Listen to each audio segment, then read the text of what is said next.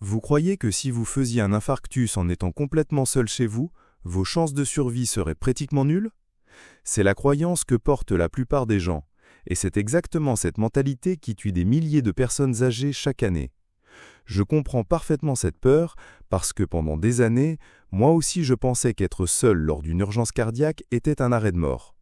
Mais il y a 3 ans, quand j'ai commencé à étudier les protocoles d'urgence utilisés par les secouristes, j'ai découvert quelque chose qui a complètement changé ma perspective, et qui peut changer la vôtre aussi.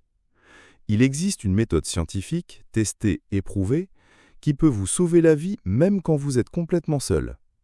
La vérité choquante, c'est que vous n'avez pas besoin d'être médecin, vous n'avez pas besoin d'équipements coûteux, et vous n'avez pas besoin de dépendre de qui que ce soit pour survivre à une crise cardiaque. En fait, beaucoup de personnes qui survivent aux infarctus étaient seules au moment de la crise, et elles ont suivi exactement les 7 étapes que je vais vous enseigner aujourd'hui. Michel, 74 ans, Françoise, 78 ans, Bernard, 72 ans, Marie, 81 ans, Pierre, 76 ans, Simone, 79 ans et Henri, 83 ans. Tous étaient seuls quand c'est arrivé, et tous sont vivants aujourd'hui parce qu'ils connaissaient ce protocole de survie. Ce ne sont pas des histoires de chance, ce sont des cas réels de personnes qui ont transformé la connaissance en action, le désespoir en survie. Malheureusement, ça arrive bien plus souvent que vous ne l'imaginez. Toutes les 36 secondes, quelqu'un meurt d'une maladie cardiaque dans le monde, et beaucoup de ces décès pourraient être évités si la personne savait exactement quoi faire dans les premières minutes critiques. Mais voici la découverte qui va changer votre vie. Vous avez encore un contrôle total sur votre survie, même en étant seul, si vous agissez vite et de la bonne manière.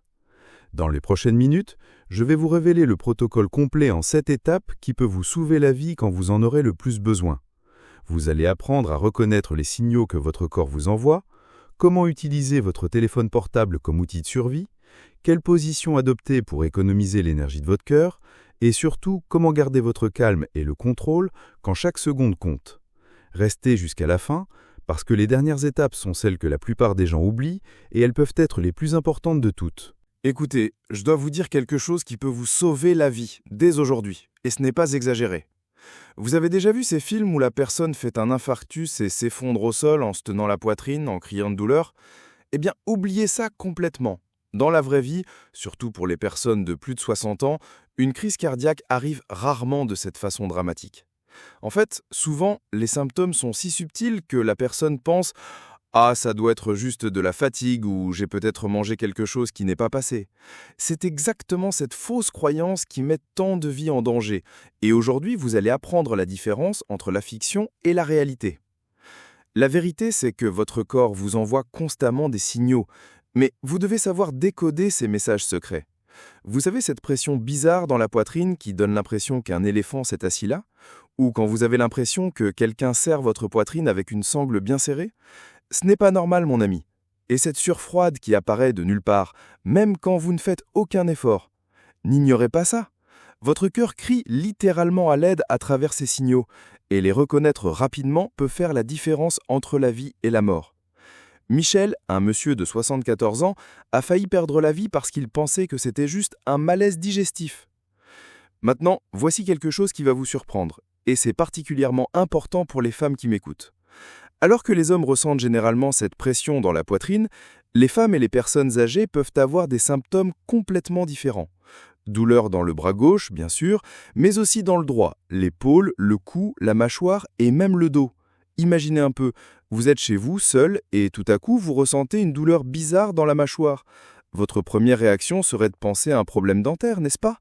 Mais cette douleur peut être votre cœur qui appelle au secours désespérément. Et quand vous comprendrez parfaitement comment agir dans les premiers moments critiques, Maintenant que vous savez reconnaître les signaux de votre corps, je vais vous enseigner l'étape la plus importante de toutes. Et c'est là que beaucoup de personnes commettent l'erreur fatale. Arrêtez ce que vous faites maintenant et gravez ça dans votre esprit. La première chose que vous devez faire, c'est appeler le 15 immédiatement. Pas après avoir pris une tisane, pas après avoir appelé le voisin, pas après avoir vu si ça va mieux, c'est maintenant, au moment exact où vous reconnaissez les symptômes. Vous savez pourquoi? Parce que chaque minute qui passe, des milliers de cellules de votre cœur meurent. Et le temps, c'est littéralement la vie. Vous n'êtes pas en train de dramatiser, vous êtes en train d'être intelligent et préparé pour survivre quand vous serez complètement seul. Mais voici ce que vous ne devez absolument pas faire, et c'est crucial pour votre survie.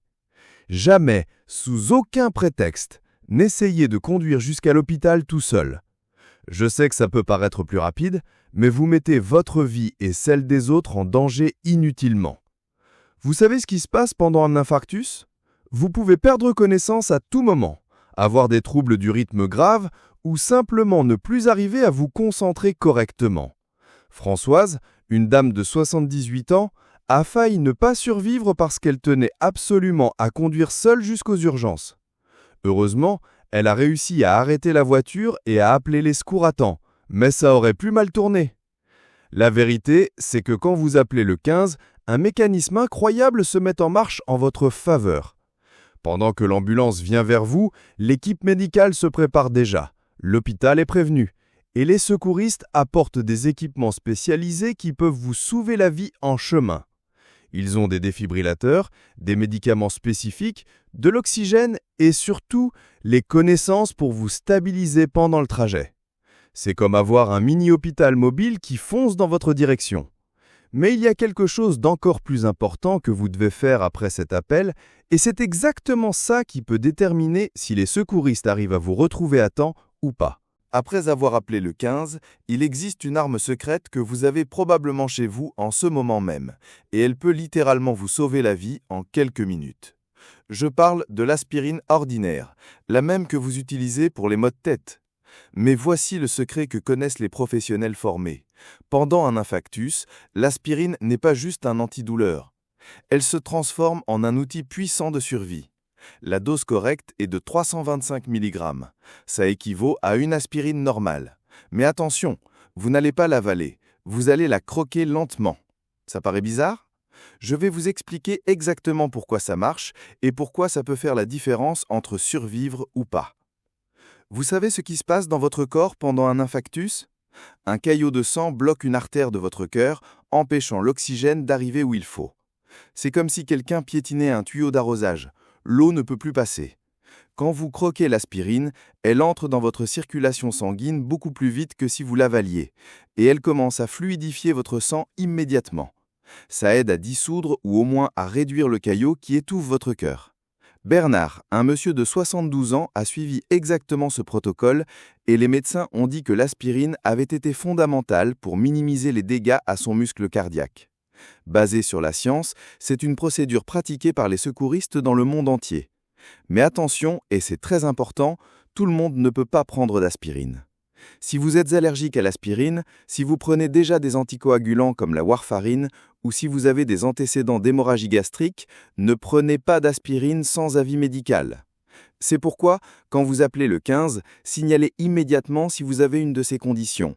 L'opérateur va vous dire si vous devez prendre l'aspirine ou pas. Souvenez-vous, on parle d'une intervention prouvée, mais qui doit être utilisée avec intelligence et responsabilité. Maintenant, en attendant que l'ambulance arrive, il y a une position spécifique que vous devez adopter, et elle peut économiser l'énergie précieuse de votre cœur. Maintenant, je vais vous apprendre quelque chose qui peut paraître simple, mais qui fait une différence énorme dans votre survie, et la plupart des gens font complètement faux. Après avoir pris l'aspirine, vous devez trouver la position idéale pour votre corps, celle qui va aider votre cœur à travailler avec moins d'efforts. La position parfaite, c'est assis confortablement, le dos appuyé contre une chaise ou un canapé et les pieds bien posés au sol. Ça paraît basique, mais il y a une science derrière ça. Quand vous êtes assis de cette façon, votre cœur n'a pas besoin de pomper le sang contre la gravité comme quand vous êtes debout. Et il n'est pas non plus comprimé comme quand vous êtes allongé. C'est la position qui économise le plus d'énergie de votre muscle cardiaque. Voici quelque chose de crucial que vous devez faire immédiatement. Arrêtez toute activité physique. Je sais que ça peut paraître évident, mais beaucoup de personnes continuent à essayer de finir ce qu'elles faisaient ou tournent nerveusement dans la maison. Ne faites pas ça. Chaque mouvement inutile force votre cœur à travailler plus alors qu'il est déjà en crise. Asseyez-vous, respirez et conservez toute l'énergie possible pour la récupération. Marie, une dame de 81 ans, m'a raconté que quand elle a senti les premiers symptômes, elle continue à essayer de ranger la cuisine pour laisser tout propre pour l'ambulance. Heureusement, elle s'est rendue compte de l'erreur et s'est assise. Et les médecins ont dit que cette décision lui a sauvé la vie. Mais que faire si vous n'arrivez vraiment pas à rester assis? Parfois, l'essoufflement est si intense que vous avez besoin d'une alternative. Dans ce cas, vous pouvez vous allonger sur le côté, de préférence le côté gauche, mais avec la tête et le tronc surélevés avec des oreillers. Ne vous allongez jamais complètement à plat, parce que ça peut aggraver l'essoufflement et surcharger encore plus votre cœur. Pensez à créer une pente douce pour votre corps, où votre tête est plus haute que vos pieds. C'est simple mais critique pour votre survie. Maintenant, pendant que vous êtes dans la bonne position, il y a quelque chose de fondamental que vous pouvez faire pour vous assurer que les secouristes arrivent jusqu'à vous sans perdre de temps précieux. Maintenant, je vais vous révéler un secret qui peut économiser des minutes précieuses. Et ces minutes peuvent littéralement déterminer si vous survivez ou pas. Pendant que vous êtes dans la bonne position en attendant l'ambulance, vous devez penser comme un stratège. Comment les secouristes vont-ils arriver jusqu'à vous? Si votre porte est fermée à clé, ils vont devoir la forcer et ça peut prendre 2, 3, jusqu'à 5 minutes supplémentaires que vous n'avez pas.